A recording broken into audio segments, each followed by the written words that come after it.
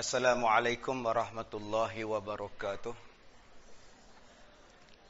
Bismillahirrahmanirrahim. Alhamdulillahi rabbil alamin wal aqibatu lil muttaqin wala udwana illa 'alal zalimin.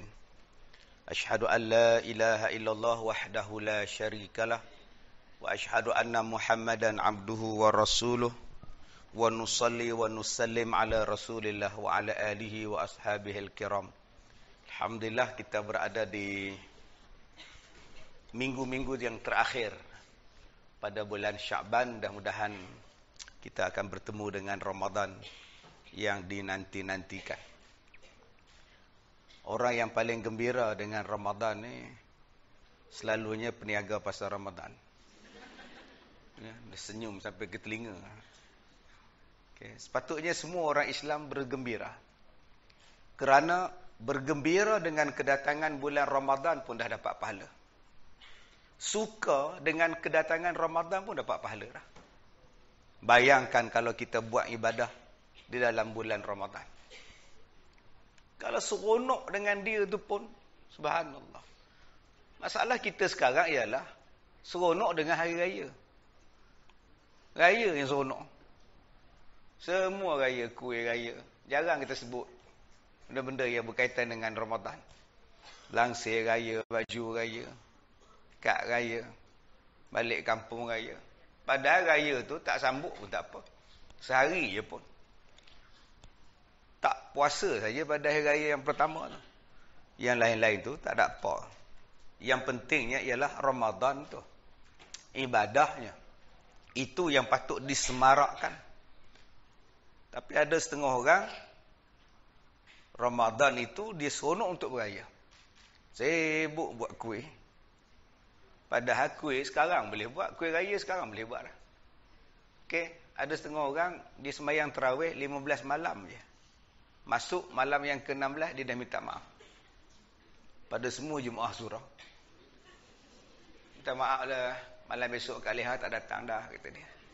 Mana Kak Leha nak buat kuih? 15 malam je sembahyang tarawih, lepas tu sibuk ngaco muka telur buat baulu. Siang-siang hari pun buat baulu. Dah lah berkemban. Gini muka telur baulu. Yang suami duk tengok, kamu jangan cabar aku Leha, katanya. Kena faham, tak faham sudah tuan. Tuan-tuan dirahmati Allah.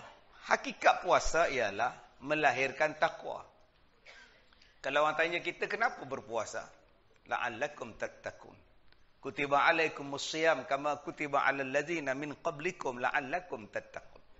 Diwajibkan kamu berpuasa sebagaimana orang-orang yang terdahulu daripada kamu telah berpuasa supaya kamu menjadi orang yang bertakwa. Mudah-mudahan kamu menjadi orang bertakwa.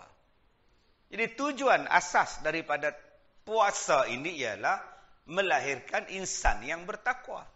Apa dia makna takwa?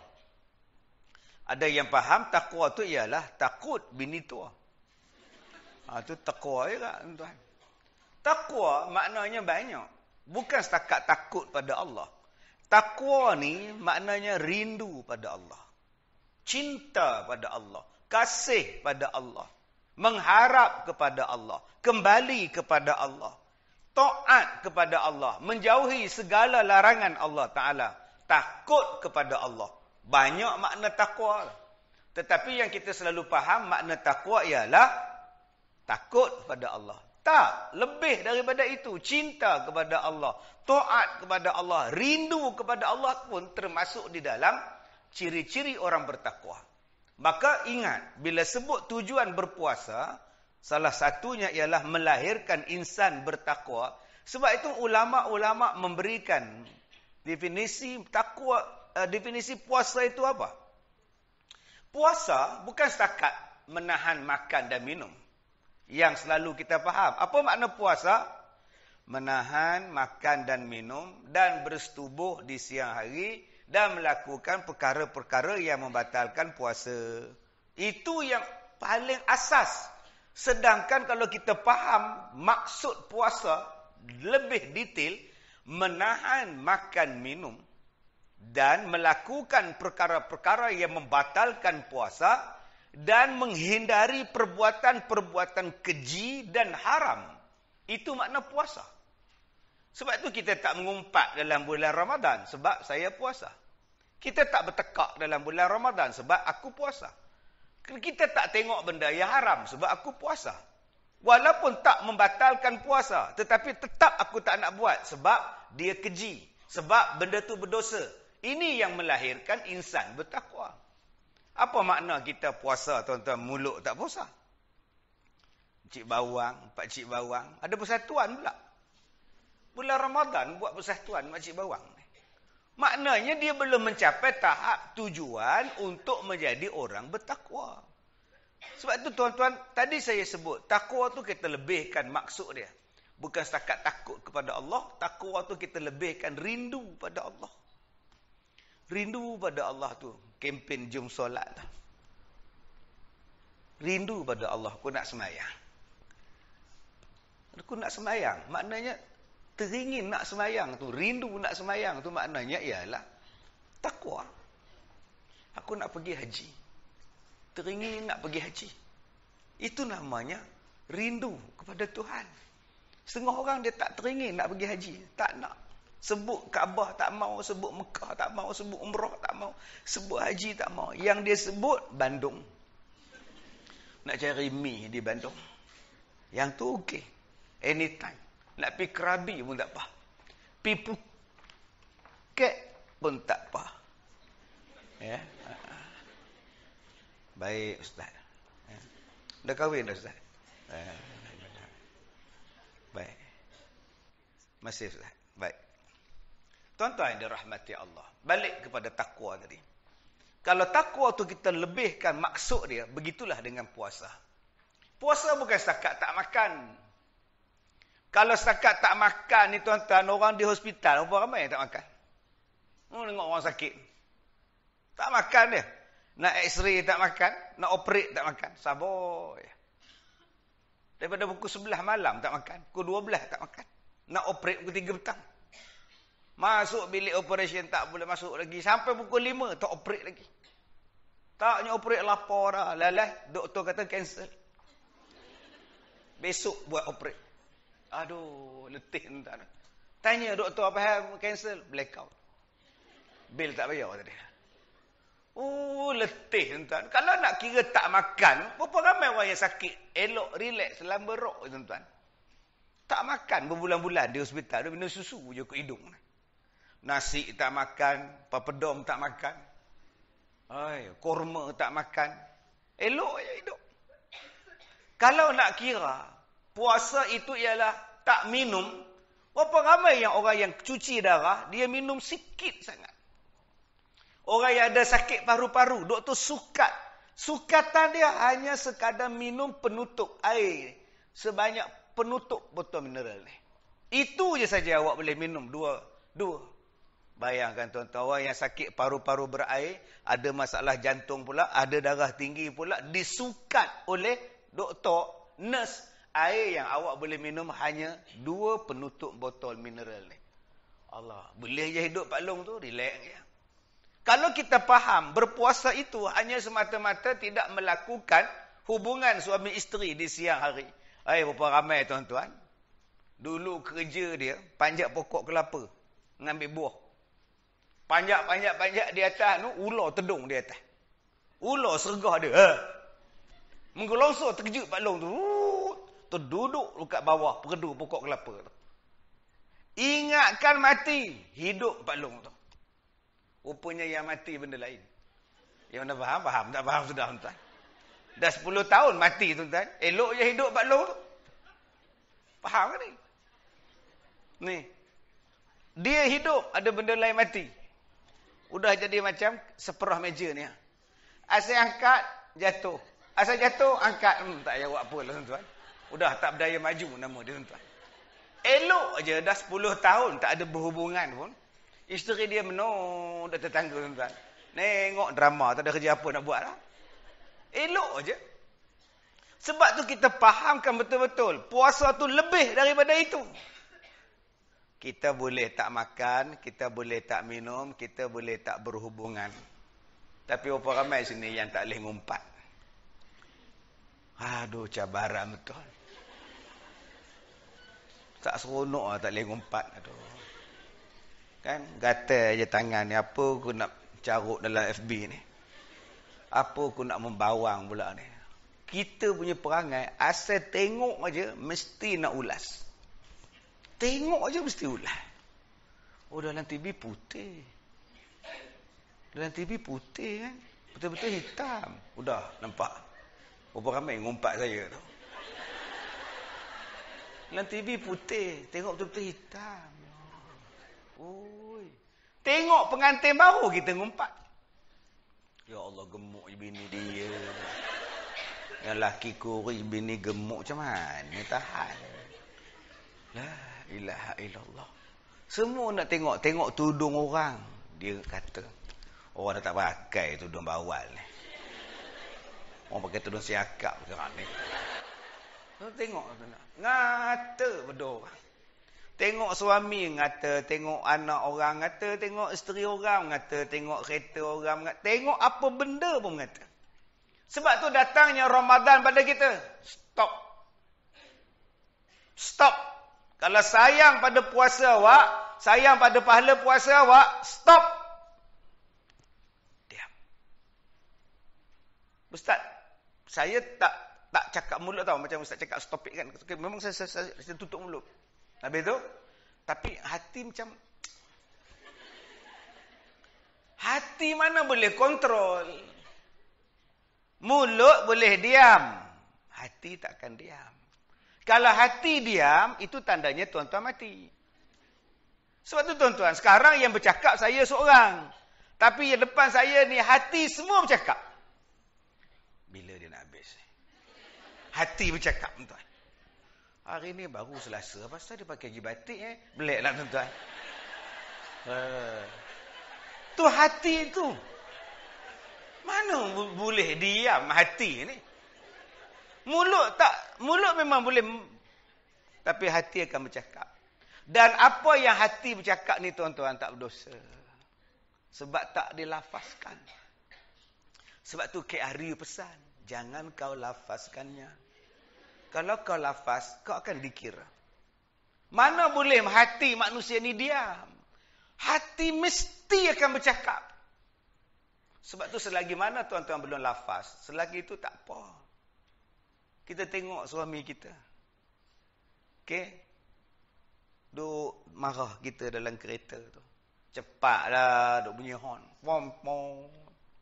Dalam hati, ya Allah, tak sabar orang tua ni, ya Allah. Tahu lah. Mulut tak cakap. Kalau cakap melawan. Nampak suami tu. Diam sajalah. Itu nama dia makan hati. Diam. Hati cakap. Suami pun makan hati. Aku dah lambat, ya Allah. Bersolek saya sejam. Aduh, ya Allah. Tapi tak berani cakap. Sebab takut bini. Diam je tuan-tuan. Sopa dengan mak mertua datang. Cerewetnya orang tua ni, ya Allah. Asyik datang rumah aku je pun. Mak mertua datang. Mak mertua pun mengata kat menantu. Cakap lebih-lebih kan kena halau pula. Sabar je lah. Masing-masing makan dalam hati. Itu namanya perasaan. Nak buat macam mana tuan-tuan? Manusia ni ada dua. Satu zahir, satu batin. Yang batin yang dikira oleh Allah niat. Yang tu dikira. Niat Allah Ta'ala kira. Innamal a'malu bin niyat. Apa niat puasa? Perintah Tuhan. Kenapa awak puasa? Perintah Allah. Kenapa awak puasa? Sebagai orang beriman, saya kena puasa. Kenapa awak berpuasa? Saya kencing manis. Jadi doktor cakap untuk menghilangkan kita punya darah kan dalam glukos. So doktor cakap kita puasa kan. Sebab tu saya puasa. Jadi nampak. Kenapa awak puasa? Ustaz, saya dah obes Ustaz. Dok ada 79 Ustaz. Doktor suruh turunkan 29 kilo Ustaz. Sebab tu saya puasa. Niat kerana nak kurus. Niat sebab nak turunkan bacaan gula dalam darah. Niat kerana macam-macam. Nak diet. Adakah itu termasuk dalam niat yang betul? Sebab tu niat yang diterima oleh Allah, niat kerana Allah. Tak ada sebab lain. Kerana Allah saja. Tetapi perkataan perbualan, nak cakap pada orang, nak kata apa tuan-tuan? Mulut boleh diam, hati akan terus bercakap. Sebab itu jaga lidah. Supaya jangan mengeluarkan apa yang ada dalam hati. Termasuklah marah. Allah datangkan puasa kepada kita supaya mengawal marah. Simpan dalam hati ni. Sebab itu dalam surah Ali Imran 133, 132, 134, 133, 132, 133, 134. Allah Ta'ala sebut ciri orang bertakwa. Dalam Al-Baqarah ayat 3 pun Allah Ta'ala sebut ciri orang bertakwa. Tadi kita sebut kutiba alaikumusiyam kama kutiba alal ladzina min qablikum la'allakum tattaqun. Mudah-mudahan kamu jadi bertakwa. Bertakwa itu apa? Tadi saya sebut dah. Kasih, rindu, cinta, sayang, taat, menjauhi larangan, takut kepada Allah. Dan ciri-ciri takwa tu ada pula. Apa dia tanda-tanda orang bertakwa? Selalu saya sebut pada tuan-tuan. Setiap sesuatu benda mesti ada tanda. Takkan berlaku suatu benda tanpa tanda. Takkan. Dia akan berlaku dengan tanda. Engkau dah bersalin ke leha? Tadi tengah dengar ceramah. Masa bila tengah dengar ceramah Ustaz Kazim, tiba-tiba keluar baby. Sudah. Logik tak tuan-tuan? Leha, dah keluar baby aku. Tak. Nak bersalin tu pun ada tanda. Mana boleh bersalin saja. Nak mengandung tu pun ada tanda. Nak mengandung tu pun ada tanda. Mesti ada tanda. Nak hujan ada tanda. Nak kiamat ada tanda. Ustaz, nak mati tak ada tanda. Ya. Kawan saya tengah dengar ceramah. Saya kan dia tidur, Ustaz tahu. Rupanya dia mati, Ustaz. Daripada awal ceramah, pejam mata, Ustaz. Saya pun tak peduli lah kan. Ikut dia ngantuk. Habis-habis ceramah tidur lagi, Ustaz. Kejut-kejut jatuh ke bawah, Ustaz. Meninggal, Ustaz. Jadi abang-abang, akak-akak kalau rasa nak meninggal waktu dengar ceramah, tidur dah, tuan-tuan. Tuan-tuan, dia sebut mati tak ada tanda. Hai, siapa cakap mati tak ada tanda? Tanda yang kita akan mati, orang lain telah mati. Opah dah mati, atuk dah mati, mak mati, ayah mati, anak meninggal, jiran meninggal. Itulah tanda satu hari kita akan meninggal. Allah dah bagi tanda dah. Ni, berapa banyak orang yang meninggal yang kita dah ziarah. Satu hari kita pula akan diziarahi. Setiap satu benda, dia mesti ada tanda. Nak cukup umur, ada tanda. Dulu, waktu belum cukup umur, suara kecil. Suara kecil. Berkurun lama, ku rahsiakan cintaku padamu. Kecil suara. Bila dah besar, tuan-tuan, di skalaku sendiri. Dah lain pula suara dia, tuan. Sampai bapak pun tak kenal dah. Bapak telefon ke rumah. Hello. Minta maaf, silap nombor. Rupanya anak dia lah angkat. Dia cukup umur dah budak tu. Mana ada budak cukup umur tak ada bertanda, tuan-tuan. Dia mesti ada tanda. Begitulah dengan orang bertakwa. Dalam Al-Baqarah ayat 3, Allah Ta'ala sebut, tanda orang bertakwa ada 3. Pertama, allazina yu'minuna bil ghaib. Dia percaya pada benda ghaib. Itu sifat orang bertakwa. Percaya pada benda ghaib. Apa dia? Benda yang tak nampak. Apa benda yang tak nampak? Pahala dosa. Mana nampak? Dia tak nampak pun pahala dosa. Mana ada orang puasa nampak pahala depan mata? Mana ada orang sembahyang subuh pergi cocok duit tengok-tengok pahala subuh 100, alhamdulillah. Tak nampak. Tapi tetap dia sembahyang subuh. Sebab itu tambah tanda orang bertakwa. Tanda-tanda ni, tuan-tuan. Orang yang bertakwa, Allah Ta'ala sebut bahawa dia percaya pada benda gaib. Tuan-tuan, kita tak ambil rasuah. Sebab kita tahu malaikat duk catat amalan kita. Sebab tu kita tak ambil. Percaya pada benda gaib. Aku ni orang bertakwa. Aku takkan ambil rasuah. Aku takut orang lain tak nampak. Kita berdua je. Tapi Allah nampak. Malaikat kiri kanan nampak. Dia duduk catat. Engkau kautimlah dengan malaikat tu. Bila engkau ambil rasuah, malaikat kiri yang tulis. Kau kautimlah. Jangan tulis. Jangan tulis. Kita geng. Bila engkau sedekah RM10, kau kautim dengan malaikat belah kanan. Tulis RM1,000. Tuan-tuan ingat malaikat macam tu? Kita geng kan? Tulis RM1,000 ya. Tadi aku derma RM10. Kau tulis RM1,000. Okey? Okey. Agak-agak tuan-tuan ada kawan tak? Kalau perangai macam tu, ada kawan tak? Gila ke apa dia ni? Cakap seorang-seorang ni. Malaikat kiri kanan ni tuan-tuan, tak boleh nak kautim tau. Dia bukan macam kawan kita. Malaikat ni dia straight. Apa yang kita buat, dia tulis, dia tulis, dia tulis. Dia hanya berhenti menulis 3. Pertama, waktu kita tidur. Malaikat letak pen dia. Apa yang kita buat dan cakap ketika tidur, malaikat tak tulis. Sebab tu tak jatuh talak kalau bercerai, diceraikan ketika suami sedang tidur. Dia mengigau. Ku ceraikan kau, ku ceraikan kau. Abang, apa ni? Cerai-cerai ni apa? Aku mengigau dah, kata dia. Maka tak jatuh sebab dia tidur. Malaikat letak pen dia. Yang kedua, malaikat letak pen dia bila? Bila kita hilang akal. Gila, nyanyuk. Tak ada akal. Maka malaikat tak tulis amalan jahat ke, baik ke, orang ni, dia gila. Tuhan tak tulis. Jadi tuan-tuan kalau tak mau ditulis oleh malaikat. Mana faham? Tak faham sudah tuan. Banyak batu tepi jalan tu kak, pergi lentuk kepala tu, bagi gila, habislah tuan-tuan.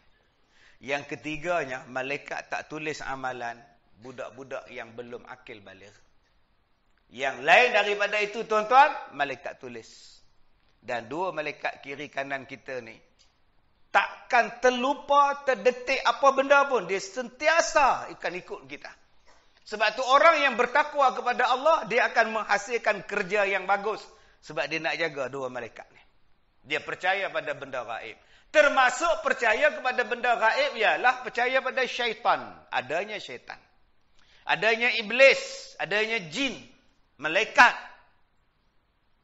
Ustaz, macam gua tempurung tu macam mana? Wajib percaya adanya gua tempurung. Yang anda faham, tak faham sudah tuan. Okey, gua tempurung ada. Apa tak ada? Tak macam dia orang cakap macam bunian ke apa semua kan. Taklah tuan-tuan. Ada yang tanya ustaz, boleh tak manusia biasa kahwin dengan bunian? Tuan-tuan, jadi banyak orang salah faham bunian ni. Sebab dia tengok cerita hantu Kak Limah. Tu masalah dia, tuan. Dia bayangkan bunian ni cantik, lawa-lawa. Rambut panjang pula, bawa tongkat menjalam, jubah. Siap boleh menyanyi gitu. Dingin malam, tirai kenanganku. Hebat. Tuan-tuan kalau nak jumpa bunian, di Ipoh ada. Nama dia Musme. Ada kat Ipoh rumah ni tuan. Musme tu. Cara nak panggil dia, per. Datanglah tuan-tuan. Sekali datang anak dia pula tuan-tuan, Ukasha pula. Oh, saya pun nak tuan-tuan. Janganlah kita faham bahawa kita ni boleh kahwin dengan makhluk lain. Sedangkan manusia dengan manusia pun kadang-kadang tak boleh kahwin. Apatah lagi nak kahwin dengan makhluk yang bukan sebangsa dengan kita. Tak faham Ustaz? Manusia dengan manusia pun tak boleh kahwin, macam mana Ustaz? Dia Islam, engkau tak Islam, engkau Islam, dia tak Islam. Macam mana kau nak kahwin? Sedangkan manusia dengan manusia pun kadang-kadang tak boleh kahwin. Tambah nak kahwin dengan bunian. Mana kau tahu dia Islam? Engkau tahu bunian tu Islam? Tahu? Tak tahu habis tu? Habis tu macam yang macam apa? Makhluk tu ada. Jin itu ada. Kita yang menamakan dengan nama pelbagai. Kalau makhluk tu cantik-cantik, kita namakan dia bunian. Kalau makhluk tu kerjanya mencuri, kita katakan toyol. Kalau makhluk tu kerjanya jaga kebun, kita panggil hantu raya. Kalau makhluk tu kerjanya melompat, kita panggil dia pocong. Padahal bendanya sama. Syaitan, jin. Orang Melayu yang mengklasifikasikan dia dengan pelbagai jenis nama, mengikut kepada medan kerja masing-masing. Tu jelah, bukannya susah. Kerja yang ngisap darah, Dracula kita bubuh dia. Baik, makhluk tu ada. Tapi kita kena ingat, kita lebih mulia daripada makhluk itu. Allah kata dalam Quran kan, laqad khalaqnal insan fi ahsani taqwim. Kita lebih mulia. Sebaik-baik bentuk kejadian adalah kita. Pak siapa yang kita nak takut pada dia? Pak siapa yang kita nak tunduk pada dia? Tak. Manusia adalah makhluk terbaik. Yang kedua, ciri-ciri orang bertakwa yang Allah Ta'ala sebut dalam Al-Baqarah ialah wa yuqimunas salah, mendirikan solat. Puasa ada kaitan dengan solat. Orang yang puasa dia betul, semayang dia tak tinggal. Orang yang puasa dia tak betul, tuan-tuan, sahur dia boleh bangun. Subuh dia tak boleh buat. Ada something dengan puasa dia. Sahur bangun, pukul 4 bangun. Bang, sahur, pukul 4. 4:30 tidur balik. Jaga pukul 7. Apa makna puasa kau tinggal solat subuh? Sebab itu tuan-tuan, kadar bacaan, kadar waktu sahur, hanya sekira-kira 50 ayat kita baca Quran. Tuan-tuan ambil Quran, baca 50 ayat, itulah waktu bersahur yang paling afdal. Bukan bersahur pukul 1 pagi. Habis tengok bola, pergi uptown ke, downtown ke. Pukul 12.30, bang. Jumlah kita makan dekat Tom Yam, sahur siap-siap. Nanti tak payah bangun dah pukul 5. Bagus juga tu. Pukul 1.30 makan Tom Yam sahur. Itu bukan sahur, kak. Tu nama dia mentega darah, kak. Waktu bertidur, kita bersahur. Waktu sahur ialah beberapa minit sebelum masuk waktu subuh. Pada waktu itulah penuh dengan keberkatan. Sentiasa kita ini berada dalam rahmat Allah selagi mana kita buat dua benda ini. Mengawalkan berbuka dan melewatkan bersahur. Jadi mengawalkan berbuka puasa bukan pukul 6.30. Dah makan, mak? Ustaz Kazim cakap hari itu sentiasa dalam rahmat Allah kalau kita berbuka awal. Kalau kita baik buka pukul 9 pagi, mak. Kata dia. Berbuka awal tu maknanya masuk waktu kau makan. Masuk waktu makan. Masalah dia, Ustaz faham tak? Macam mana saya nak makan, dia orang tak azan-azan, Ustaz. Azan bukan menandakan masuk waktu. Yang menandakan masuk waktu jam. Buatnya Tok Bilal pun buka puasa bila dia nak azan? 7.21 waktu berbuka. Dia pun makan sekali. Ngap. 7.40 baru dia azan maghrib. Allahu Akbar, Allahu Akbar. Yang laki bini ni menung. Lama pula malam ni, kata dia. Sebab tu tuan-tuan, kita ada radio, kita ada jam, orang azan. Sekarang masuklah waktu maghrib. Kita ada takwim, tengok di situ lah. Kadang-kadang Tok Bilal tak azan, mikrofon rosak. Sama adik peti. Pukul 8 tak makan lagi. Lamanya abang, sabar. Sabar ni sebahagian pada orang beriman. Mungkin malam ni matahari lambat jatuh. Tu bukan matahari lambat jatuh, tu bengong nama dia, tuan. Lah, orang yang bertakwa, ciri-cirinya ialah solat. Kalau kita berpuasa yang bagus, solat. Masya Allah, ni yang datang malam ni semua ada masalah. Yang datang hari ni, pagi ni, semua ada masalah. Termasuk yang cakap ni pun. Penuh dengan masalah, tuan. Masalah saya apa? Masalah saya ialah masalah orang lain. Nampak mesej ni, 242 SMS.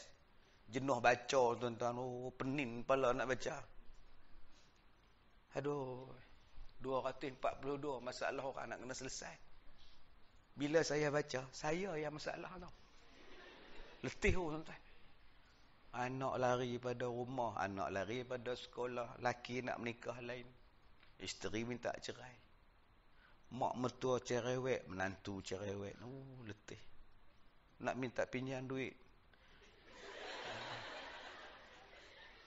Yang tu tak apa lagi, saya gelar. Ada orang hantar mesej, Ustaz, saya nak dapat anugerah Datuk. Betul? Nak pinjam kereta Ustaz. Astaga. Ni Datuk beli ke apa? Nak pinjam kereta saya sebab nak pergi istana, nak ambil Datuk. Naik Grab sudah. Naik Grab. Tak ada Grab, naik ketam. Tapi masalah. Macam-macam masalah ni. Ini akak-akak abang-abang ni, ya Allah, banyaknya masalah. Ada masalah wang. Walaupun duduk di Kementerian Keuangan. Masalah duit tak cukup. Tolak sana, tolak sini, sewa sana, hutang sini. Lalah menong. Duit tak ada walaupun kerja di bank. Aduh, duduk tengok duit orang, aku rembat duit ni kan, kata dia. Masalah duit. Ada orang yang menghadapi masalah kesihatan. Masalah kesihatan. Tidur tak boleh. Terlebih tidur. Ada juga orang terlebih tidur. Terutamanya ketika mendengar ceramah. Senang pula tidur ni, tuan. Waktu lain seksa benar, Ustaz. Saya waktu dengar ceramah lah yang membolehkan saya tidur, Ustaz. Itu je start pukul 10 ceramah. Pukul 9 dah sampai dah. Relax, tuan. Bukan orang sini lah ni di Afrika ni.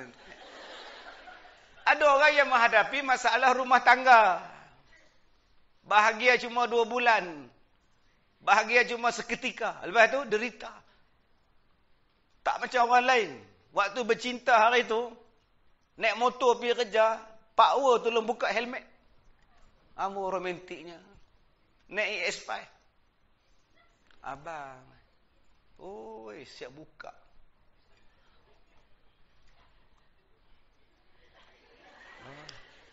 Aduh. Sekarang helmet tu dia empuk, tuan. Bersepai dah kepala. Ada orang yang menghadapi masalah anak-anak.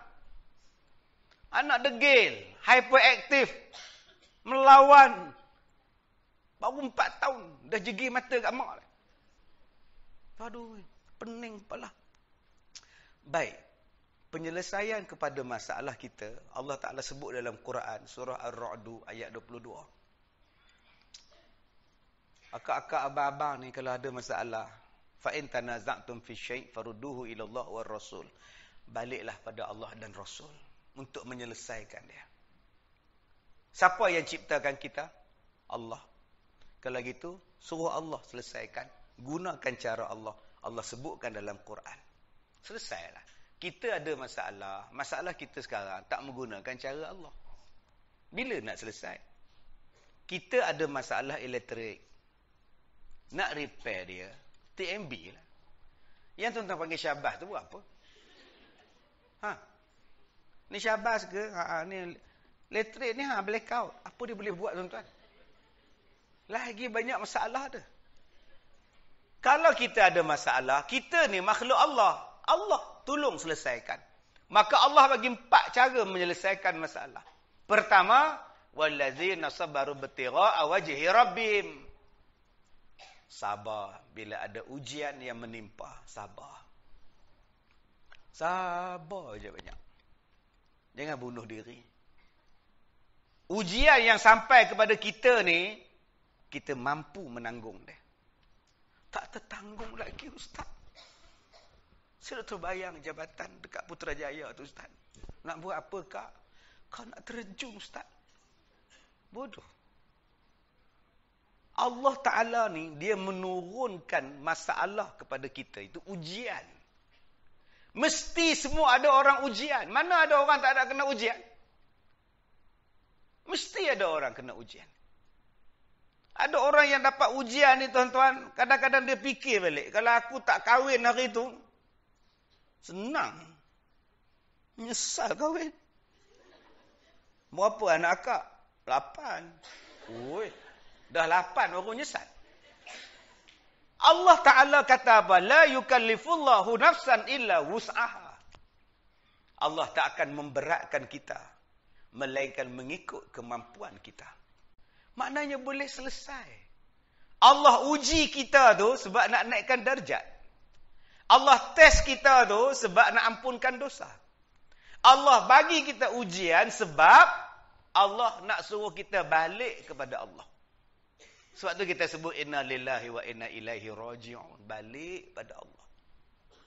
Mungkin selama ni kita jarang sebut nama Allah. Sebab tu Allah bagi sakit. Sehat tak sebut nama Allah. Allah kata dah melampau dia ni. Bagi sakit. Cuba tengok orang sakit. Mengesok sikit pun Allah. Allah. Duk elok-elok abang. Allah. Nampak? Abang makan ubat abang. Bismillah. Lepas-lepas telan tu. Allah. Nak naik katil pun. Aduh. Allah. Nampak? Isteri kata apa kat dia? Masa sihat hari tu mana awak ada sebut Allah ya? Sekarang ni sakit sikit-sikit Allah, Allah. Lagi panjang Allah dia. Allah. Nampak tak tuan-tuan? Sebab tu Allah Ta'ala ni dia bagi kita sakit. Supaya kita ini ingat pada Allah. Pandanglah baik pada ujian tu. Allah nak test. Ujian yang Allah bagi ni Allah nak test. Akak okey dengan suami? Okey. So far? So good. Cakap macam sekarang kan. Memang saya jaga dia lah kan. Yalah dia tak perfect mana pun. Walaupun, yelah okey lah not bad lah kan. Tapi macam saya jaga dia ustaz. Saya tak bagi dia makan di luar kan. Saya penat macam mana pun saya masak untuk dia. Supaya dia, yelah kan, air tangan kita kan. Sambil cakap, sambil geleng kepala tu yang mahal tu. Macam, baju dia kan untuk Isnin lain, Selasa lain. Saya dah iron tau sampai Jumaat. Macam stokin dia pun saya iron semua. Tiba-tiba Allah bagi ujian. Suami kahwin lain. Agak-agak akak-akak nak iron siapa? Stokin ataupun dia? Aku nampak dia ni macam stokin dah sekarang. Pop dia pekuk punya lelaki dia. Allah nak test. Sebab tu sabar. Sabar ni menyelesaikan banyak masalah. Selagi mana tuan-tuan hidup, penyelesaian mesti datang. Masalah di tempat kerja. Sampai nak pening dengan rakan sepejabat. Pening ustaz. Apa masalah kau? Ustaz tak faham tau. Macam kita punya aircon berkuat kan. Habis tu ketiak dia ustaz. Astaghfirullahalazim. Masalah ketiak tuan-tuan. Ustaz. Ustaz tak duduk sebelah dia ustaz. Menangkap ustaz. Saya sehari tu sampai buka puasa ustaz. Astaghfirullahalazim. Busuk benar tu tuan-tuan. Yang tu saya jumpa baru ni dekat Saudi. Minggu lepas saya pergi Turki. Saya transit di Jeddah. Saya duduk dekat bilik menunggu. Apa ke benda bau ni tuan? Jenuh mencari. Rupa-rupanya orang belakang saya. Ya Allah. Dia keluar tuan-tuan. Saya duduk lagi. Flight saya belum sampai lagi. Dia keluar dulu. Bau lagi tuan-tuan. Saya kata tuan-tuan. Apa susah. Ambil minyak angin pula. Ambil spray lah tuan-tuan. Dah selesai masalah. Ambil minyak cak kapak pun saya siap sini tuan. Asal masuk minyak, masuk jabat je hapus. Adalah. Jadi akak-akak, alangkah bagusnya selepas sentiasa, cuba duduk diam-diam cium. Aku ni menimbulkan masalah. Kadang-kadang kita tak perasan bau kita sendiri. Dia menyusahkan orang lain. Okey? Kadang-kadang kita rasa kita wangi dah. Nak buat macam mana tuan-tuan? Mungkin soal pemakanan. Sebab tu datangnya Ramadan ni tuan-tuan, puasa ni, dia nak kontrol makan. Jaga makan tu. Rasulullah ni paling wangi tuan. Sebab tu kalau pergi Turki, orang pergi muzium, tengok rambut Rasulullah. Tuan-tuan pergi Turki tu, cuba tengok orang duk melawat muzium tu. Nak tengok rambut Rasulullah. Apa dia orang buat? Dia orang bukan tengok rambut Nabi. Pakat duk cium tepi cermin. Dia pun dia duk buat apa? Rupanya duk sedut rambut Rasulullah tu punyalah wangi duk cium. Allah subhanallah. Masya Allah. Jadi sebab tu tuan-tuan, bila kita ni nak berkumpul ramai-ramai macam ini, disuruh kita menghilangkan bau. Jadi taklah saya suruh orang perempuan dia pakai minyak wangi. Menghilangkan bau. Dengan apa? Pemakanan kita. Dan pemakanan yang terbaik sekali ialah Ramadan, puasa. Yang kedua, Allah Ta'ala sebut, kalau kita ada masalah, dirikan solat. Dan bulan Ramadan adalah bulan solat. Bulan yang paling banyak sembahyang macam bulan puasa. Lepas Isyak 20 rakaat. Tuan-tuan, tiap-tiap kali tuan-tuan solat, berdoalah, Ya Allah, Ya Allah, Ya Allah, Ya Allah. Aku ada masalah di tempat kerja, Ya Allah. Doa. Jangan ingat nak balik sembahyang tarawih. Mencari-cari pula mana masjid surah yang paling habis awal. Buat survey pula. Apa kata survey? Hari kedua puasa, dia start tanya dah. Surah kau habis pukul berapa? Kita orang 20 rakaat 10.30 habis. Oh, lambat Engkau? Kita orang 20 rakaat 9.30 selesai. Aku pergi sembahyang tempat engkau lah. Allah, tuan-tuan, lajunya. Petihah senapas. Amin je dengar. Amin Rahman, amin ahad, dah habis entah. Amin ahad. Doa tak ada, selawat tak ada, apa pun tak ada. Rugilah. Sedangkan doa tu, semayang tu adalah doa. Tuan-tuan tahu tak? Di antara dahi dengan tempat sujud, tak jauh jarak dia, tuan-tuan. Dahi dan tempat sujud, tak jauh jarak dia. Begitulah jarak kita nak menyelesaikan masalah bila kita solat. Tak jauh, selesai dengan segera. Kekuatannya ialah dengan sembahyang. Orang sekarang bila ada masalah, apa kekuatan dia? Termenung. Kerja tak siap. Orang tanya tak nak jawab. Bila tanya kena marah pula. Orang ada masalah ni. Ibu tanya. Tuan-tuan ingat bila tuan-tuan masam muka di pejabat ni, orang suka. Com muka. Orang Kedah kata com. Sejengkai. Nak bagi tahu dekat orang, aku ada masalah. Kadang duk menung. Nak bagi tahu dekat orang lain, aku ada masalah. Nak bagi tahu dekat orang lain, aku ada masalah suami. Aku ada masalah isteri. Tak payah bantu masalah tuan-tuan. Dia ni menambahkan lagi ada pula. Ceriakan dengan salat. Pukul 9 masuk surah Fatih, sembahyang duha. Sembahyang duha. Ustaz, macam akak dah soleh, tu yang akak tak sembahyang duha. Pulanglah akak, saya cerita je. Sembahyang duha, Allahu Akbar. Doa, Ya Allah. Anak aku nak periksa, Ya Allah. Ya Allah, anak aku lari pada rumah, Ya Allah. Ya Allah, tunang aku lari, Ya Allah. Terus saya tunjuk ke orang lain. Ni dua hantar status. Apalah malah nasibku. Tunang meninggalkanku. Lah. Boleh selesai ke? Menangis-nangis. Tak datang kerja seminggu. Tunang lari. Bila kita pergi rumah dia, datanglah kerja leha. Kenapa engkau tuang seminggu kerja leha? Akak tak rasa tak? Saya dah buat akak kahwin. Semua dah siap. Tiba-tiba dia balik kampung. Cancel. Kalau gitu kau kejarlah dia. Pergi kejar dia. Tanya dia. Kampung dia jauh kak. Kalau dekat saya dah pergi. Di mana? Uganda.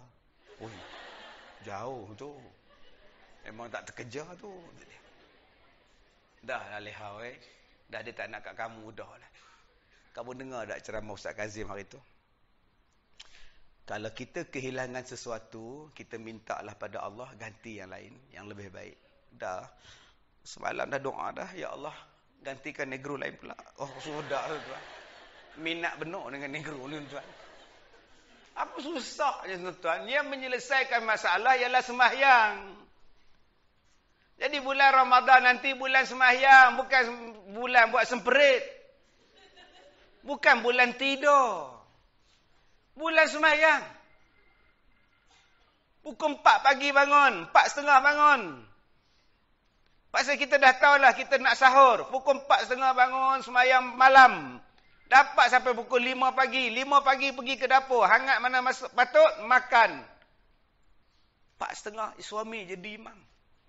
Anak-anak semua. Mangan. Kita buat game mobile. Baru anak-anak dengar cakap kita. Kita selalu mengadu. Anak tak nak dengar cakap. Anak melawan. Anak tak hormat. Anak. Soalan, pernah sembahyang Jumaat dengan anak? Pernah tak sembahyang Jumaat dengan anak? Tak pernah. Pernah tak berdoa depan anak? Tak pernah. Pernah tak baca Quran dengan anak? Tak pernah. Pernah tak tengok anak sembahyang macam mana? Tak pernah. Habis itu kau mengharapkan anak-anak dengar cakap engkau. Bila mahu? Jadi bulan Ramadan inilah yang terbaik untuk kita buat. Solat itu menyelesaikan masalah. Yang ketiga yang menyelesaikan masalah ialah wa anfaqu mimma razaqnahum sirran wa alaniyah. Orang yang menafkahkan hartanya secara sembunyi-sembunyi atau secara terang-terangan menyelesaikan masalah. Nombor 3 ialah dengan sedekah. Bulan Ramadan adalah bulan sedekah. Dia melembutkan hati, mengkabulkan hajat. Kalau tuan-tuan pagi inilah 2 kutipan derma untuk tabung surau, bagus. Masuk tabung. Waktu tabung tu diedar, niat, ya Allah. Ya Allah, apa masalah kita? Suami aku degil, ya Allah. Tak nak semayang, ya Allah. Lembutkanlah hati dia, ya Allah. Masuk duit. Jangan lama sangat niat tu. Ya tukang tabung duduk diri. Ya Allah. Ya Allah. RM1 je pun. Ya Allah, ya tu. Ya tukang kutip derma cakap, kak, ramai lagi kak, kata dia. Maksud saya, bila tuan-tuan masuk ke, dia berjalan ke belakang, ke mana ke, ya Allah. Terimalah sedekah ke, ya Allah. Tolonglah anak aku nak periksa, ya Allah. Anak aku sakit, ya Allah. Doa. Dia memakbulkan doa. Doa ni tuan-tuan, dimakbulkan dengan sebab sedekah. Tapi kita hari ni sebut, Ustaz, kenapa bila saya berdoa tak dapat? Bila saya minta, tak pernah dapat, Ustaz. Kenapa Tuhan tak sayang saya ke, Ustaz? Sebab kau tak pandai tackle Tuhan. Kita nak jaring gol pun, kita kena tackle. Kita pandai gelecek gol lah. Macam mana kau nak gol, kau tak pandai gelecek? Apatah lagi kau duk main dalam pasukan kau sendiri. Engkau tak skor di sana. Bila kau nak menang? Duk main dalam kawasan sendiri. Mana mahu? Engkau tak bawa ke depan. Walaupun kita kata kita bagus, kita boleh kontrol game, kita boleh kontrol permainan. Tapi kalau bola tak sampai ke gol belah sana, bila kau nak menang? Malaysia lawan dengan Indonesia. Bola sepak. Sepakan gol daripada Nazmi. Bola jatuh kepada Nazmi Faiz. Nabi Faiz kepada Safiq Rahim. Safiq Rahim ke belakang. Guna Syahrul Idlan telah hantar. Idlan telah kembali ke belakang kepada K. Guna Segaran. K. Guna Kesegaran kembali kepada penjaga gol Nazmi Karim. Nampaknya Malaysia mengawal permainan. Sepakan gol. Bola jatuh pada Safiq Rahim. Safiq Rahim kembali ke belakang. Amirul Hadi kembali ke belakang. Akhirnya Malaysia masih lagi mengawal permainan. Pemain-pemain Indonesia hanya memerhatikan saja. Agak-agak bila nak menang, tuan-tuan. Tuan-tuan tak buat pelaburan. Tuan-tuan tak buat percubaan. Bila nak menang? Pelaburan, percubaan itulah yang menjadikan kita berjaya. Begitulah kita. Bila kita ni ada hajat, ada masalah, pelaburan. Nama dia sedekah. Sedekah ini, tuan-tuan, bulan Ramadan mengajar kita. Sebab itu bulan Ramadan kita panggil bulan solat. Bulan Ramadan, bulan Quran. Bulan Ramadan juga kita panggil bulan sedekah. Bulan sedekah. Nabi Muhammad bulan Rejab bersedekah. Bulan Syaban bersedekah. Tetapi datang bulan Ramadan, Nabi Muhammad lagi kuat bersedekah. Macam angin yang bertiup lebih laju daripada angin. Kita pula bulan Ramadan boleh genggam tak tirih. Nak balik kampung tambang teksi, tol minyak. Jangan sedekah kata dia. Salah. Bersedekah ni tuan-tuan, ada 4 cara. Pertama, bersedekah waktu seronok. Nama dia sarrak. bersedekah waktu suka. Sedekah apa ni, Pak Cik? Pak Cik baru bertunang. Oh. Pak Cik umur berapa? 80. Tunang 18.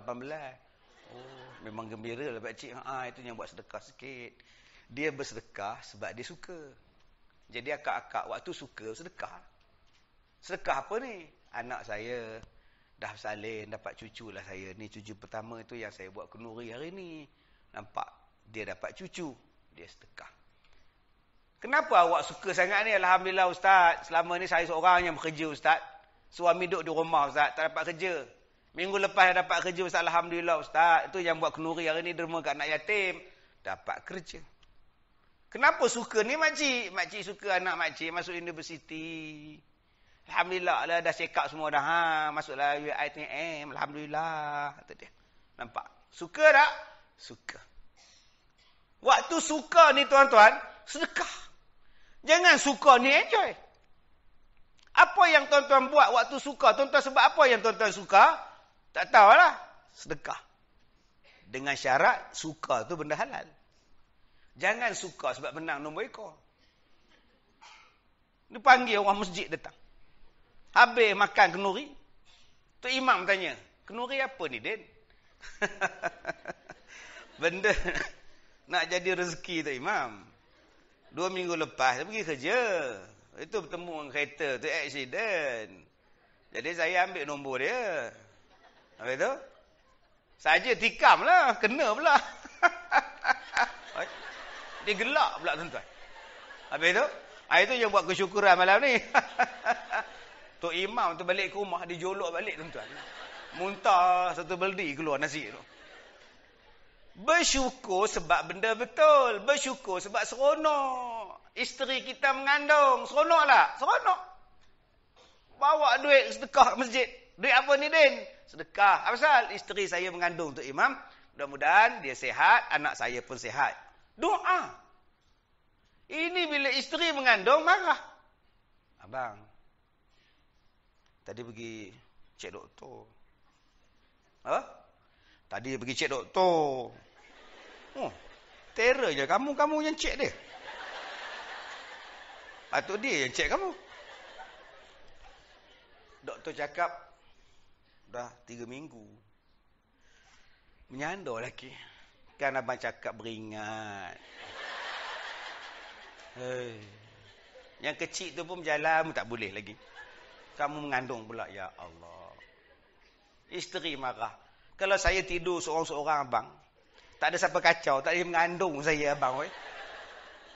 Bila tuan-tuan dah tak reda dengan anak tu dia dipanggil apa? The unwanted child. Tu yang bila keluar nanti menimbulkan masalah pada tuan-tuan. Nak bersalin jadi susah. Banyaknya halangan. Banyak masalah tempat kerja. Waktu mengandung ni banyak halangan. Sebab tuan-tuan tak reda dengan kandungan. Cuba reda. Betul ke mak? Betul bang. 3 minggu dah. Ya Allah, ya Tuhan, bersyukur. Bawa duit pergi sedekah. Bawa pisang sedekah. Tak ada pisang musangking. Sedekah pada orang. Ini duk marah. Mengandung. Pasal apa? Jadi nombor 1. Kalau tuan-tuan gembira, sedekah. Itu cara pertama. Macam mana nak memakbulkan doa. Mudah-mudahan nanti senang bersalin. Sebab tu orang yang waktu bersalin, waktu mengandung, dia banyak sedekah. Senang bersalin. Tak payah nak makan pil ke apa ke, kau belasah kau bersalin lah kau. Kadang-kadang tak sempat masuk dalam labor room pun. Ambulans sampai, turun ambulans dah beranak. Depan orang ramai tau. Ini orang ambil gambar, video. Subhanallah. Keluar baby tengah duk tolak tu. Menangis dalam bilik. Ya Allah, nurse, malunya kau. Kenapalah senang sangat bersalin. Ya Allah, malunya nurse. Nurse tengah duk cuci tu. Sabarlah kak. Biasalah kak. Biasa apa, ramai orang tengok malu tau. Ya Allah, malunya aku. Akak, relax lah kak. Tahun lepas ada orang bersalin depan pintu pagar hospital. Kak lagi ramai ambil gambar kak. Itu pun akak juga. Kata dia. Astagfirullahaladzim. Lah. Tu. Anda faham? Tak faham sudah. Baik, yang kedua. Bersedekah ketika darak. Bersedekah ketika susah. Oi, Ramadan ni tuan-tuan susah. Oi, akak-akak ni susah. Orang yang paling susah akak. Orang yang paling teruk Ramadan ni siapa? Orang perempuan. Tak bangkit orang perempuan sahur, tak bangun. Sunyi sepi rumah lah. Bangun isteri, mak bangun, bangunlah yang lain. Tu pun jenis menjerit. Abang, oi, bangun. Tak bangkit. Dia bangkit sekejap, duduk kat bucu katil. Pum, tidur balik. 5 suku pergi balik. Abang tak bangun macam mana? Anak nak bangun. Baru bangun. Rupa-rupa anak dah duduk kat meja makan. Bapak tu tuan-tuan keluar pada bilik tidur. Kain pelekat berselimpang ni. Sekejap. Mak tengok ayah tu mak. Tak pernah faham. Tak faham sudah. Oi, kalaulah mak berselimpang macam tu juga tuan-tuan tak tahu tuan-tuan. Sabarlah. Tambah pula rumah flat ditumbuknya bergegar tu nampak. Pukul 4:30 pagi. Orang perempuan teruklah. Ya Allah, ya Tuhan. Saat lagi nak siapkan anak, nak hantar anak, tuan-tuan nak pergi kerja. Sebab tu jangan kita cakap puasa ni melemahkan kita. Tak. Puasa tu menjadikan kita makin kuat. Sebab perut rehat. Bila perut kita rehat, otak boleh berfikir dengan baik. Kalau perut kita ni banyak makanan, segala pemikiran pergi ke perut. Tenaga pergi ke perut. Nak bagaimana perut nak menyelesaikan makanan yang banyak dimakan. Sebab tu bila datang Ramadan, perut kurang bekerja, maka pada masa itu penumpuan kepada otak buat kerja lagi bagus. Sebab itu bila dibuat kajian antara orang yang berpuasa dengan orang yang tak berpuasa, produktiviti orang yang berpuasa lebih daripada yang tak berpuasa. Sebab penumpuan kepada otak dia boleh tumpu lebih. Sebab tu kalau kita sakit, puasa. Dan kebanyakan orang sakit memang berpuasa. Tuan-tuan cuba tengok Allah Ta'ala secara fitrah. Bila sakit saja tak lalu makan. Mana ada orang sakit berselera makan? Mana ada orang sakit makan lalu? Tak lalu makan. Demam tak lalu makan. Mak nak apa mak? Aku tak lalu makan. Tahulah. Nak nasi ke mak? Hanu. Pahit mulut kata mak. Mak nak apa saya belikan? Mary Brown ni lah. Astagfirullah. Mary Brown tuan-tuan. Tak lekeh dah minta dia. Orang yang sakit, dia tak makan. Sebab apa dia tak makan? Allah tolong orang sakit. Bila dia tak makan, penyahan daripada toksin dalam perut akan keluar. Sebab tu akak-akak di sini yang mengamalkan diet. Bila akak-akak mengamalkan diet, mesti akak berulang ke tandas. Aku ni heran tau. Tak makan tau. Tapi kerap ke toilet. Kenapa Aku bukannya makan pun. Kenapa tak aku ke tandas kerap Sebab bila awak tak makan, perut tadi mempunyai masa yang banyak untuk menyahkan toksin daripada badan awak. Sebab itu orang yang berpuasa tuan-tuan, badan dia jadi sihat secara semula jadi. Toksin keluar daripada badan dia. Dia jadi imun yang kuat daripada penyakit. Dan otak dia makin berkembang dengan baik. Bila berkembang dengan baik pemikiran dia lebih hebat daripada orang yang tidak berpuasa. Tuan-tuan dirahmati Allah. Bila sebut kita ni bersedekah ketika susah. Baik, saya sebut dah tadi orang perempuan susah bagi dia puasa. Puasa ni bagi orang perempuan Allah letih. Balik pukul 4, 4:30 balik. Balik tu singgah dulu pasal Ramadan. Sebab tu kita terima kasih pada peniaga-peniaga pasal Ramadan. Banyak menolong kita, membantu kita menyelesaikan masalah beli lauk, masak lauk, pergi ke market, pergi pasar borong, pasar raya semua. Main tunjuk saja. Tu. Penuh jari-jari ni. Belah ini penuh, belah ini penuh.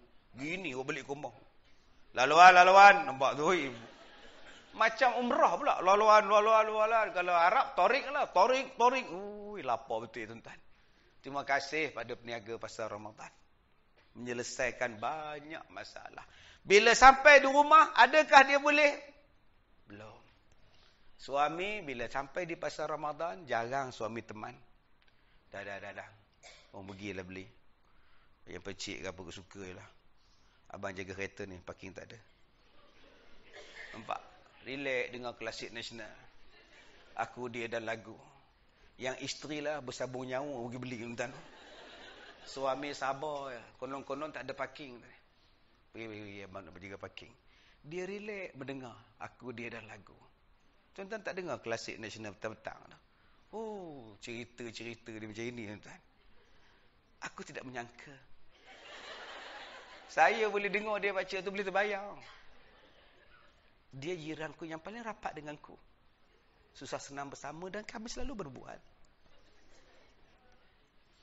Dia seorang yang peramah, periang dan mengambil berat tentang anak-anakku. Tapi tidak aku duga. Rupanya dia juga mengambil berat tentang suamiku. Oh, sudah tuan. Menangis-nangis tukang jurehebah tu baca tu. Sampai hati kau nak kau rampas suami aku. Patutlah kau rapat dengan aku. Ada udang di badan. Ya Allah, besarnya cubaan kau pada aku. Lebih-lebih pula lah jurehebah ni pun kata. Macamlah dia kena. Yang mana faham, tak faham sudah. Yang isteri tadi nu bersabung nyawa tau. Pergi beli makanan punya ramai dengan Bangla lah, Nepal lah semua tu. Isteri tu kalau boleh buat mengarang aku, dia dan lagu tu macam mana tuan-tuan? Alangkah malang nasibku. Suamiku hanya duduk dalam kereta. Aku yang beli segala lauk-lauknya. Dah lah duit aku kata dia. Sabarlah kau. Balik ke rumah sekali lagi tak boleh lagi makan. Suami sampai di rumah berzikir. Allah. Ambil tasbih. Yang mana faham? Tak faham sudah. Relax. Tu nama dia tasbih. Bukan tasbih kifarah. Tasbih remote TV nama dia. Isteri tu dapur pergi. Baju tudung pun tak buang. Buang tudung je. Selesaikan dulu. Kadang-kadang baju buang, tudung tak buang. Gini tuan. Suami datang ke dapur, lain macam fashion kamu nak. Pelik benar pun tengok kamu ni. Terlupa tuan. Dia pergi bilik air, dia buang kain-kain semua, tudung tak buang. Allah, saat lagi buka puasa, kadang-kadang isteri ni tuan-tuan, oi, dah orang azan, suami suka tanya benda yang tak ada. Sambal tak ada. Lauk ni penuh meja tau. Ayam percik, ikan percik, telur percik, air mercik, semua mercik. Dia akan tanya benda yang tak ada. Mana sambal? Lah, abang punya banyak lauk, abang tanya benda yang tak ada. Besok saya nak pesan sambal je kat awak, kata dia. La ilaha illallah. Sebab tu abang-abang oi pahala isteri teruk. Apa yang ada belasah jelah. Bila lak sekali basuh tangan, sedap, bagus. Sayang, sambal tak ada. Nak sebut juga tu. Ya Allah abang, kenapa abang tak cakap wawa? Terlupa dah buat dah abang. Astagfirullahalazim, nampak tak? Kadang-kadang tuan-tuan kita seksa orang perempuan kita ni. Aku tanya mana sambal. Abang, dah masuk waktu dah makan abang. Aku tanya mana sambal. Itu yang isteri ke dapur begini nembuk sampai. Dia ingat dia seorang puasa. Air mata ni menitik dah sambal. Lah. Habis tu sembahyang maghrib. Lepas tu sibuk mandi, sibuk apa semua, dah pakai telekong.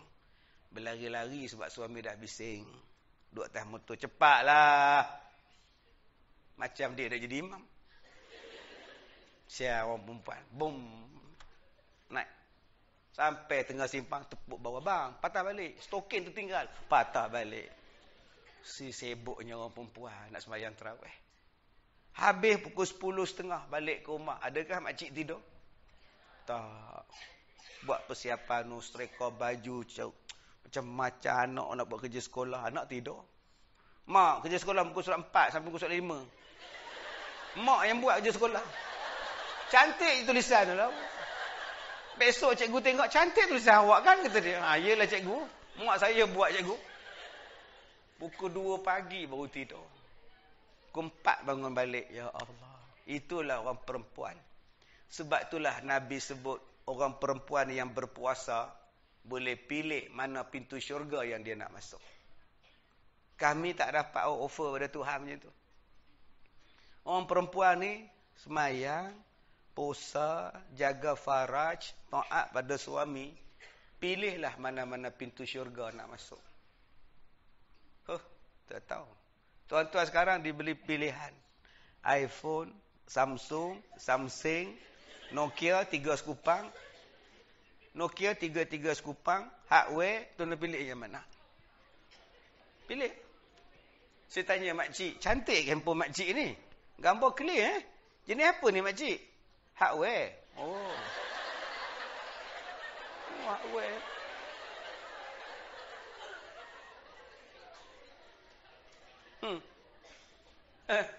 Hardware. Saya kata hardware bukan jual paku ke? Belasah lah makcik. Janji wear sudah. Tuan-tuan, akak-akak ni untung. Sebab tu jangan jadi bulan-bulan Ramadan ni bulan lembek. Allah nak bagi kita syurga. Semangatlah sikit. No.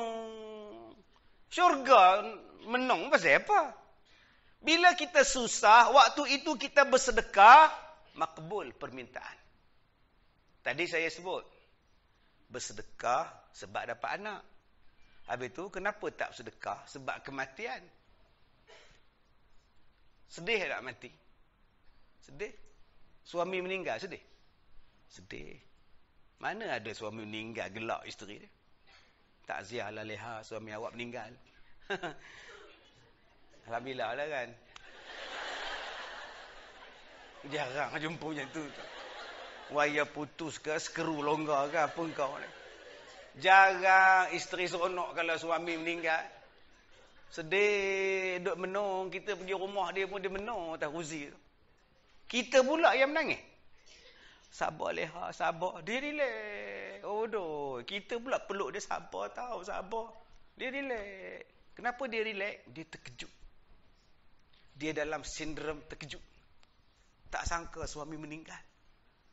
Semalam tidur sekali ustaz. Makan sarapan semua elok. Pergi tom yam makan elok. Bila sekejut, dia nak sembahyang subuh ustaz. Sekejut dia, sekejut kaki ustaz. Abang, kepala goyang ustaz. Itulah tanda mati. Mati ni, kalau kita goncang kaki, sampai ke kepala goyang, itu matilah. Kalau hidup, goncang-goncang kaki bergerak. Kepala dia elok ke, itu hidup lagi. Sebab tu dia terkejut. Orang perempuan dia terkejut, dia tak menangis. Hari pertama dia tak menangis. Dia boleh tahan. Tunggu malam sekejap lagi. Dia sembahyang maghrib, Allahu Akbar. Dia tengok sejadah suami dia. Tengok kain pelekat, cap gajah duduk suami dia. Masa itu baru dia menangis. Sebab tu kita datang pujuk dia. Sabar leha. Sabar Tok Imam pun datang. Sabar leha. Tok Imam tolonglah baca-bacalah doa untuk arwah. Buatlah baca-baca doa sian kat arwah suami saya tu. Tak apalah leha. Malam ni kami bawa jemaah masjid datang. InsyaAllah kita buat tahlil sikit.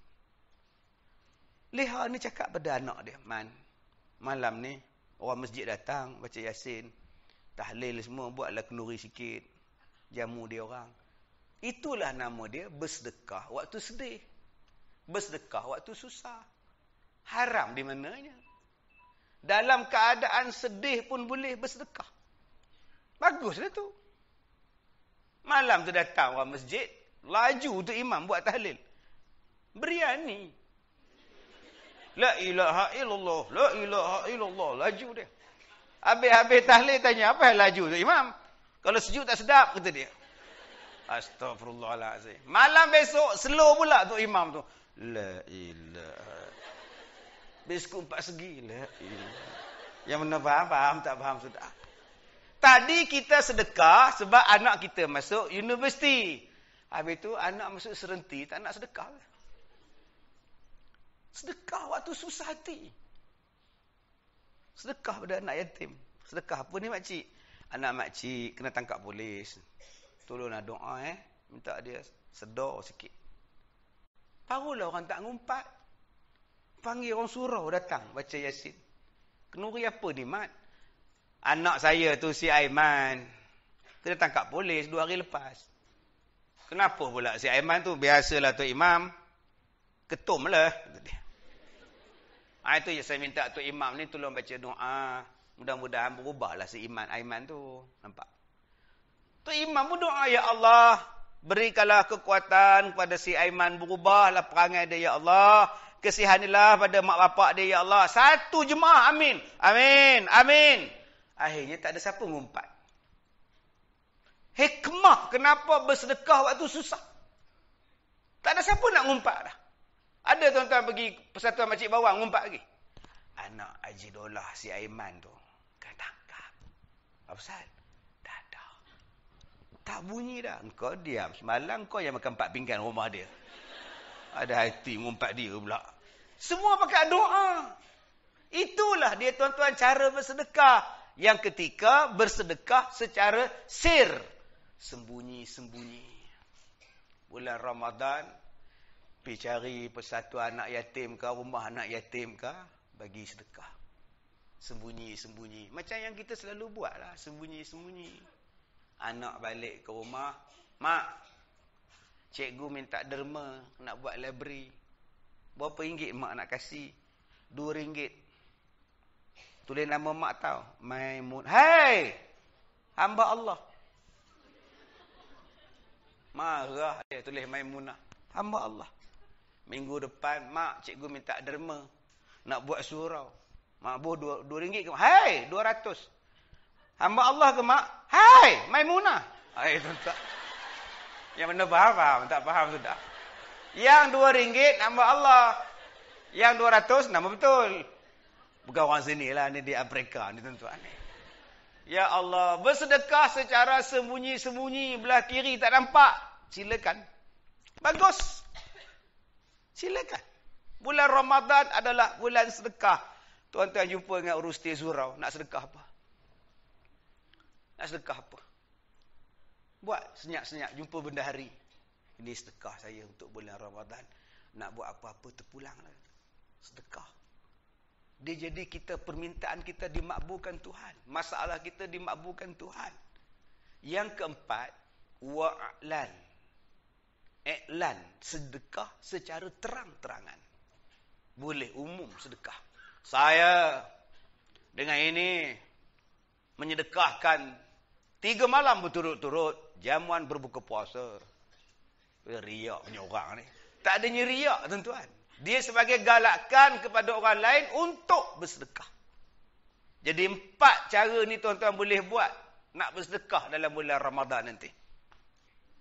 Ambil kesempatan untuk kita supaya Allah Ta'ala makbulkan doa kita dan menyelesaikan masalah-masalah yang kita hadapi.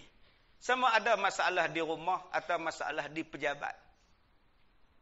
Tuan-tuan yang dirahmati Allah. Yang keempat, perkara yang kita buat menyelesaikan masalah kita ialah wa yadra'una bil hasanatis sayyi'ah. Membalas kebaikan terhadap kejahatan orang lain kepada kita. Yang ni paling berat. Orang buat jahat pada kita, kita balas baik pada dia. Ui, cabaran ni. Dia kutuk saya dalam Facebook, Ustaz. Habis tu, tiba-tiba je datang minta maaf. Getik Ustaz tu. Relax lah. Apa salah? Saya ni tuan-tuan duk tengok, tuan-tuan tengok saya dalam Facebook, dalam surat khabar, dalam berita. Cerita Ustaz Kazim ni tak habis-habis. Satu-satu tuan. Ustaz paling glamour saya. Tak habis-habis cerita kes. Ada ya. Saya duduk di Turki. Orang hantar mesej macam-macam. Ustaz, betul ke acap telefon Ustaz? Masa bila pula acap telefon aku? Acap ada di Johor Ustaz. Masa bila? Saya kata apa pula aku ni? Duduk di Turki. Masa bila dia telefon aku? Rupanya ada satu makcik di Kedah tu. Hantar WhatsApp. Ustaz Kazim kata acap ada kat Johor. Bersembunyi di Johor. Dan telah telefon Ustaz Kazim pun. Lah, pening kepala saya tuan. Saya kata masa bila? Saya kata tuan.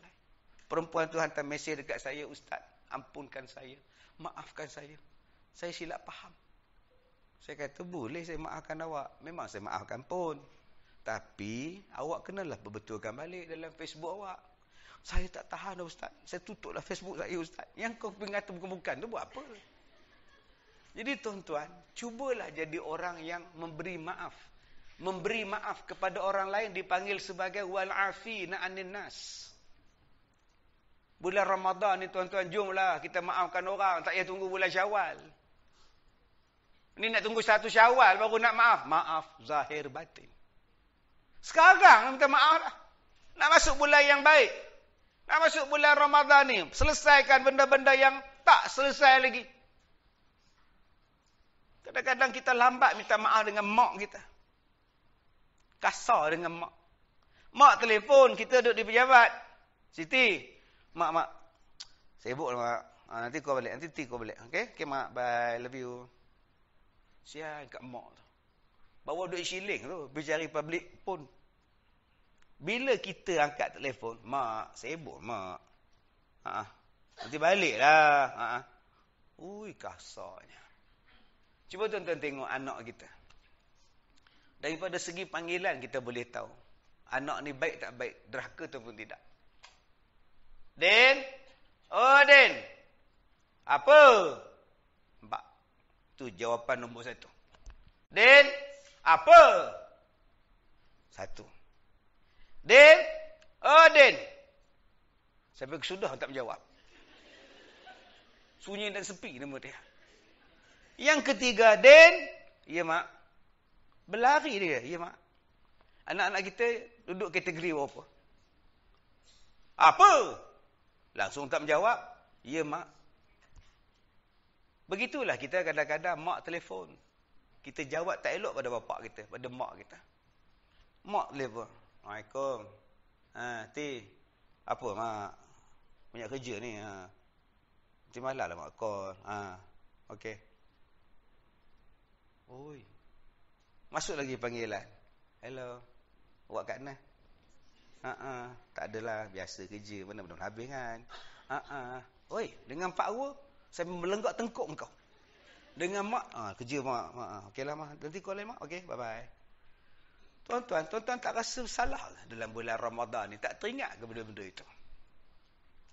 Sebab tu nak sampai bulan Ramadan ni, bulan penyucian jiwa ni tuan-tuan. Buat. Pernah tak kita buat zalim pada orang? Tak nak ke minta maaf?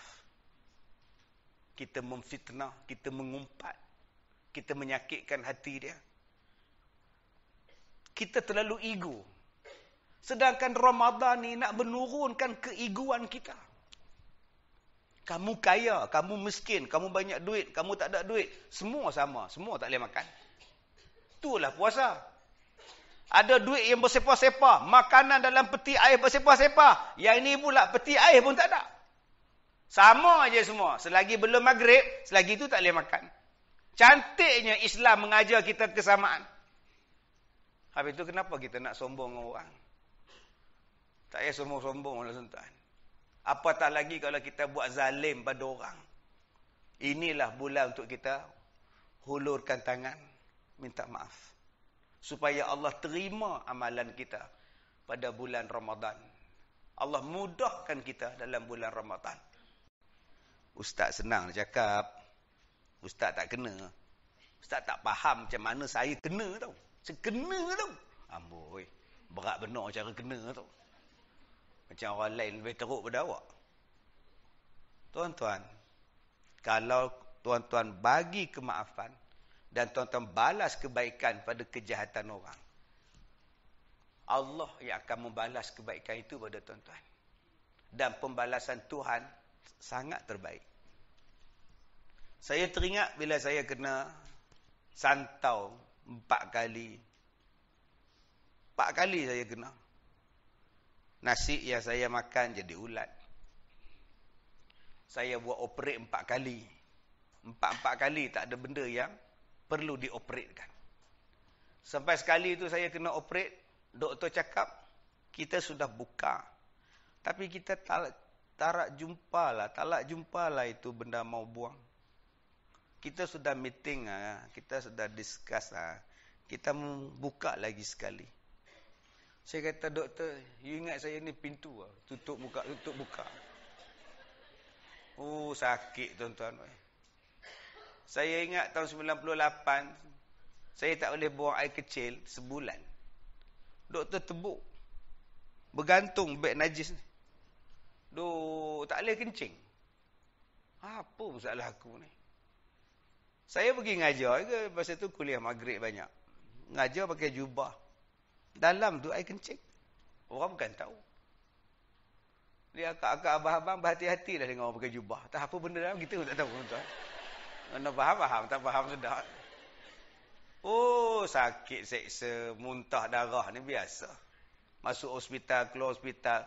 Hospital tu dah jadi nombor 2 punya rumah. Tak ada di rumah, hospital lah saya tu. Akhirnya datang satu suami isteri minta maaf. Dia kata, ustaz, kami yang upah orang untuk sihirkan ustaz. Saya tanya, berapa ringgit kat sihirkan? 30,000. Tahun 97, 98. Oi, banyak duit. Tak apalah kak, saya maaf dunia akhirat. Suami dia, lepas tu jadi driver saya. Suami dia mengaji, duduk depan sekali. Anak dia orang kahwin, saya datang. Anak dia bukan beranak, saya datang. Suami dia mati, saya uruskan. Tak ada sesimpan dalam hati. Sebab saya pegang kata-kata Allah dalam Ar-Ra'd. Surah Ar-Ra'd 2 ayat 22. Allah akan balas dengan kebaikan pada kamu. Ulaika lahum uqbaddar. Mesti kamu dapat kebaikan. Jadi kalau tuan-tuan nak kebaikan, khususnya dalam bulan Ramadan ni, maafkan orang. Ini sampai tak boleh nak maaf. Tak boleh. Dendam. Apa makna kita puasa, tuan-tuan? Dendam tak habis-habis. Sudah-sudahlah. Buang sifat dendam tu.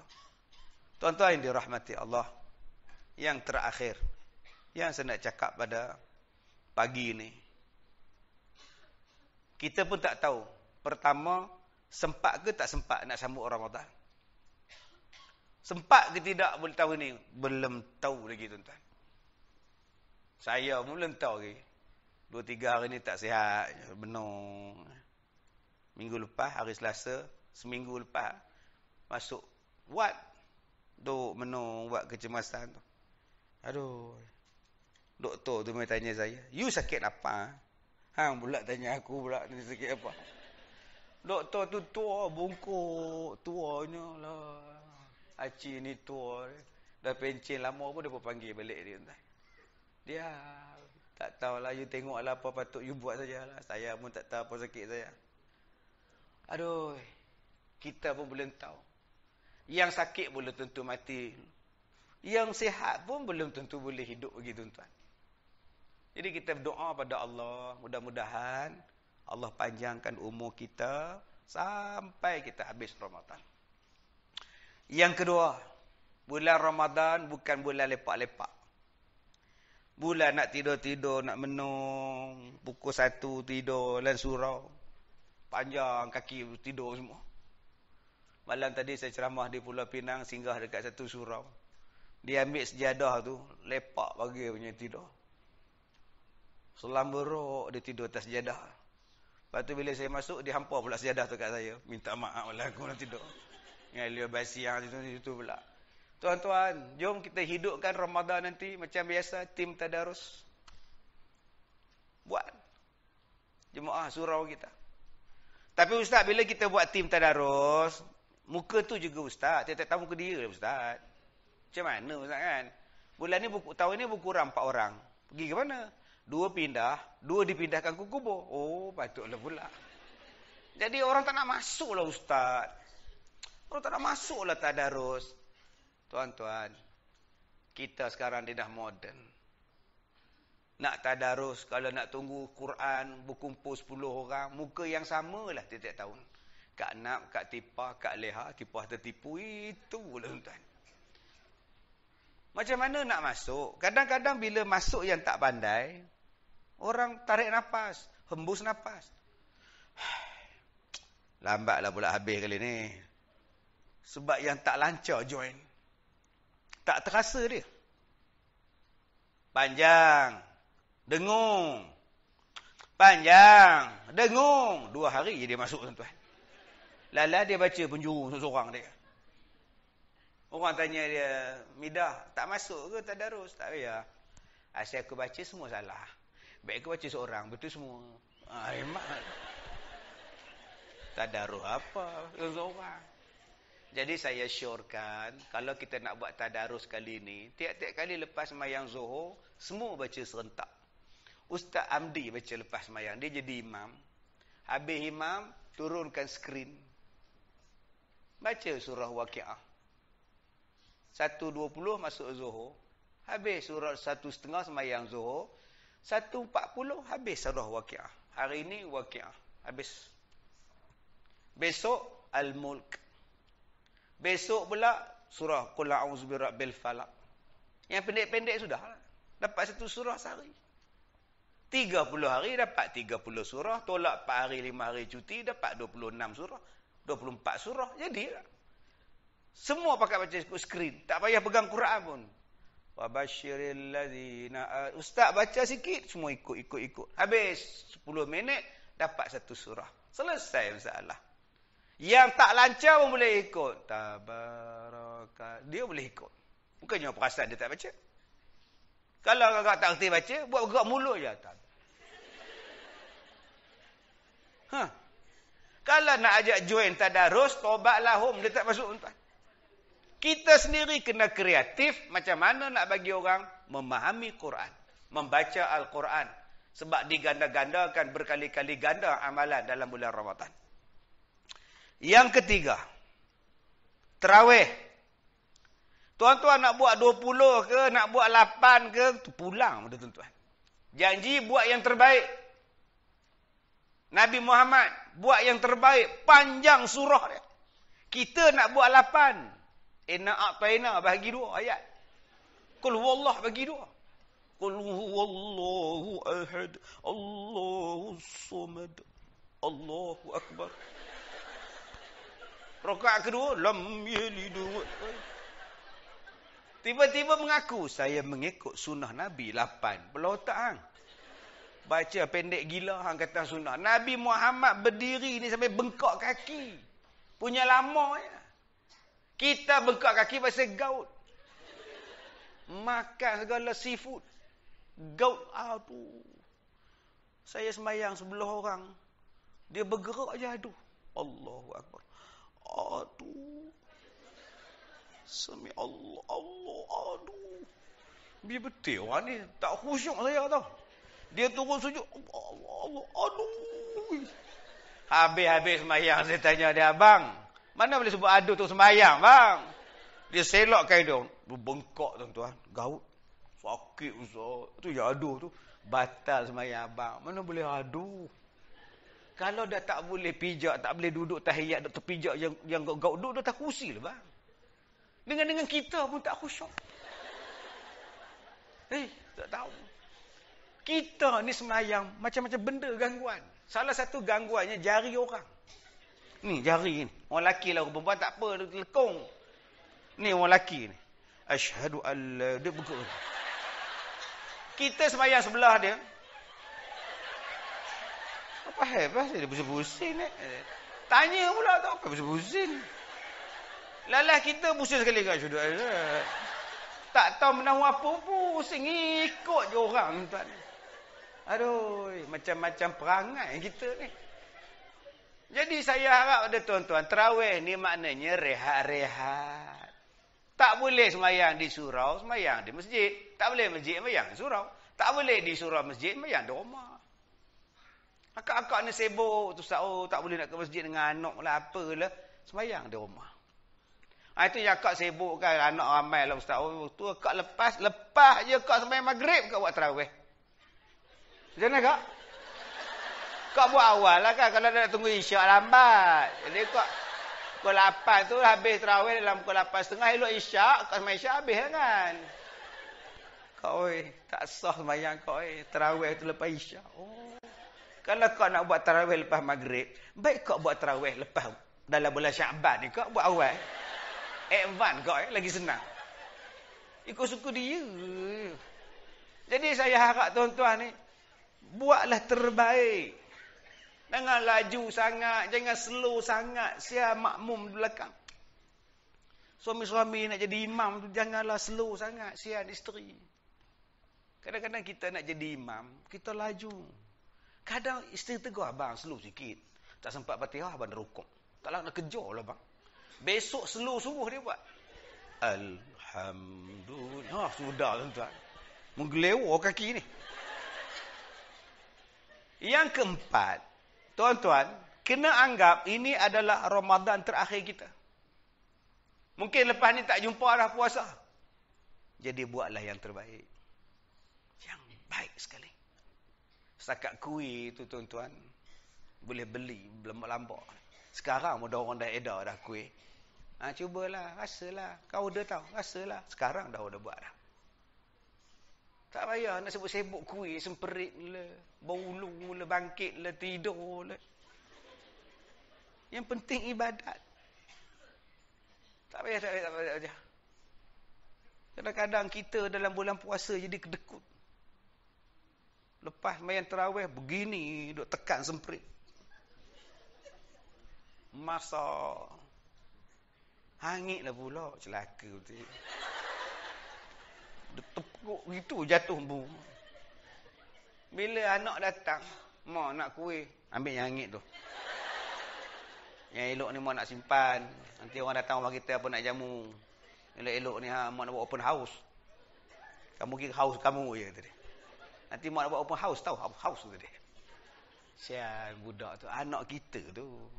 Takkan bagi hangit. Suami balik tarawih pukul 10.30. Ada kuihnya leha. Ambil yang hangit tu bang. Sial kat suami tu. Dua-dua beranak tengok TV. Tengok gelak ke anak, pak gelak ke anak, anak gelak ke pak. Dua-dua hitam gigi. Buatnya mati suami kita. Nyesel tak? Anak nak Al-Melanda, bagilah. Hari ni kita order Al-Melanda dah sampai 4 balang. Anak nak makan. Marah.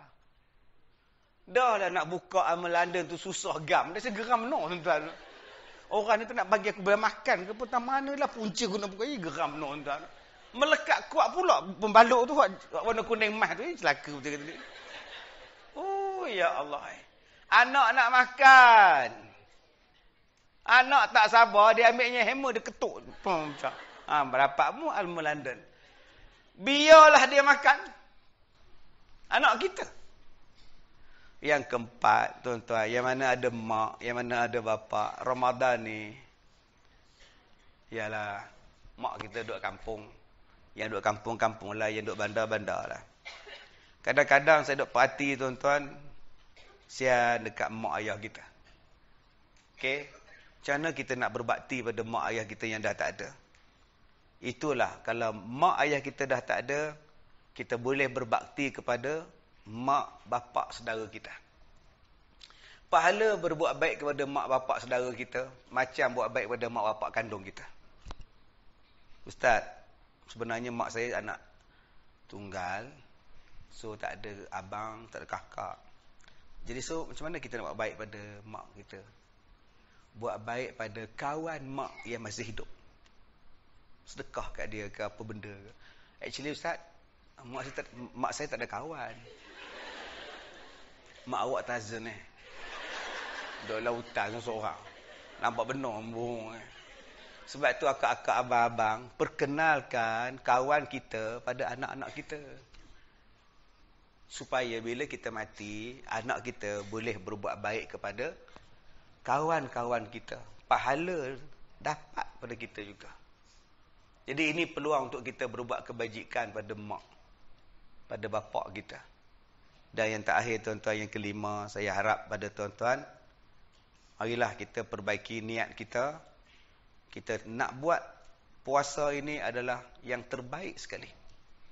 Tak nak sia-siakan, sebab Allah Ta'ala sebut, fastabiqul khairat, aynama takunu ya'ti bikumullahu jami'a. Berlumba-lumbalah kamu berbuat kebajikan. Semua kamu akan dikembalikan kepada Allah. Jadi jangan sia-siakan Ramadan ini dengan amalan-amalan yang sia-sia. Jadikan dia sebagai penambah kekuatan kita untuk bekerja, untuk beribadah. Dan insya-Allah kita keluar daripada Ramadan nanti, keluar dalam keadaan fitrah, bersih, suci, putih, macam anak-anak yang baru dilahirkan. Sesuailah kita menyambut hari raya Aidil Fitri, hari raya bersih, fitrah, kembali kepada asal. Jadi tuan-tuan, saya dah ceramah 1 jam 50 minit. Kalau naik kereta tuan-tuan dah sampai Ipoh dah. 1 jam 50 minit tuan-tuan. Saya tengok tuan-tuan ni kejap masuk, kejap keluar, kejap masuk, kejap keluar. Pergi ke tandas tuan-tuan. Air mineral pun dah habis dah sebotol. Saya setitik pun tak minum tuan-tuan. 2 jam ceramah. Terasa tak 2 jam? Memang tak terasa, bukan tuan-tuan cakap. Yang terasa saya tuan-tuan. Jadi saya minta maaf jika terkasar bahasa. Mudah-mudahan Allah merahmati kita semua. Wabillahi taufiq wal hidayah. Assalamualaikum warahmatullahi wabarakatuh.